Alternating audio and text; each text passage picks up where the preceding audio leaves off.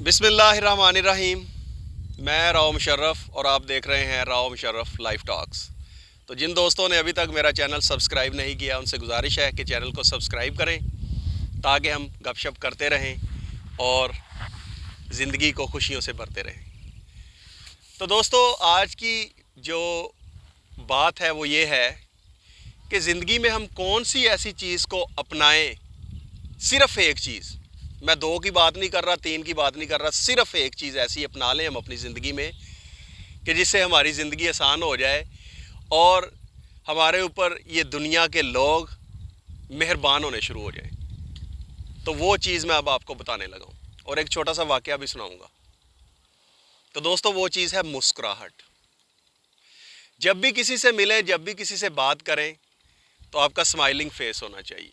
उसकी वजह कोई भी नहीं होती, उसकी वजह ढूंढने में ना पड़ जाएं कि मैं किस वजह से स्माइल करूं। आप जब किसी से बात करें, आपका स्माइलिंग फेस होना चाहिए। इसमें आपको मैं एक वाकया सुनाने लगा हूं और ये एक शख्स ने खुद अपना वाकया सुनाया और वो इस वक्त दुनिया का कामयाब शख्स है, अमेरिका में रहता है, बहुत बड़ा उसका बिजनेस है और बहुत कामयाब है। ऐसे ही आम जिंदगी गुजारता था।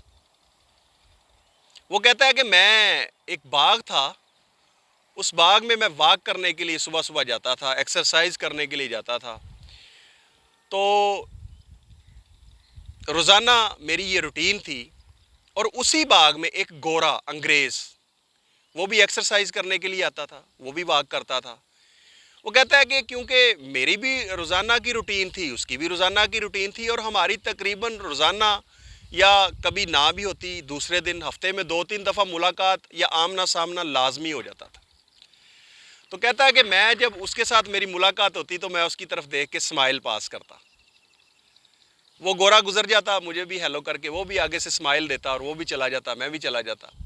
तो ये सिलसिला 1-2-3 महीने तक जारी रहा। इसी तरह मैंने सुबह सुबह एक्सरसाइज के लिए, वॉक के लिए जाना, उधर से उसने आ जाना, तो हमारी एक दूसरे के साथ किसी पॉइंट पे मुलाकात होनी या आमने सामने आना, उसने मुझे स्माइल देनी, मैंने उसे स्माइल देनी। तो मैं अपने घर, वो अपने घर। कहता फिर आहिस्ता आहिस्ता मेरा जहन बना कि यार क्यों ना अमेरिका के लिए अप्लाई कर दूं। तो कहता मैंने सोचा कि यार यहाँ मज़ा नहीं आ रहा, सही मेरा सिस्टम चल नहीं रहा, तो क्यों ना अमेरिका ही चले जाएं।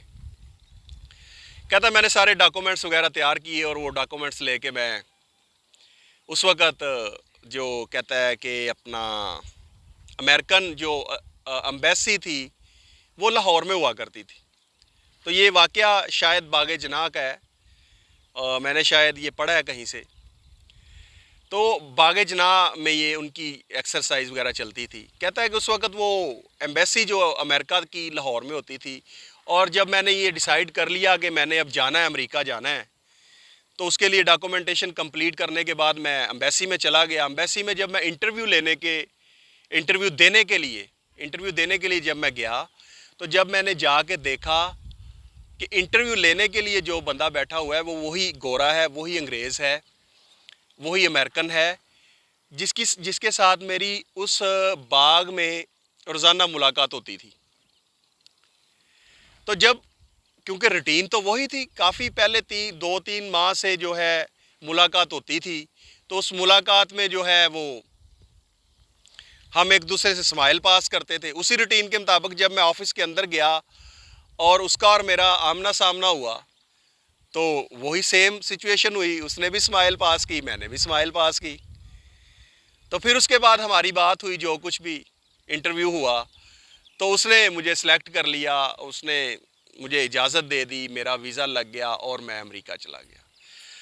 मतलब वो शख्स कहता है कि जब मैं अमेरिका चला गया तो फिर उसके बाद जो भी मैंने वहाँ पे बिज़नेस वगैरह किया, उस शख्स ने बिज़नेस किया और उसका बिज़नेस वो चलता ही गया और वो इंतहाई कामयाब शख्स बन गया। सिर्फ़ किसकी वजह से? अपनी उस स्माइल की वजह से और अपनी उस मुस्कुराहट की वजह से। तो अज़ीज़ दोस्तों, कहने का मकसद ये है कि जब भी आप किसी के साथ खुश मिजाजी के साथ और हंस के मिलते हैं तो उसका हमेशा पॉजिटिव रिस्पॉन्स आता है। और जब आप किसी के साथ रूखेपन के साथ मिलते हैं और बड़े सख्त लहजे के साथ बात करते हैं तो फिर उसका जवाब भी वैसा ही आता है, आगे से भी आपको रूखापन ही मिलता है, आगे से भी आपको सख्त रवैया मिलता है।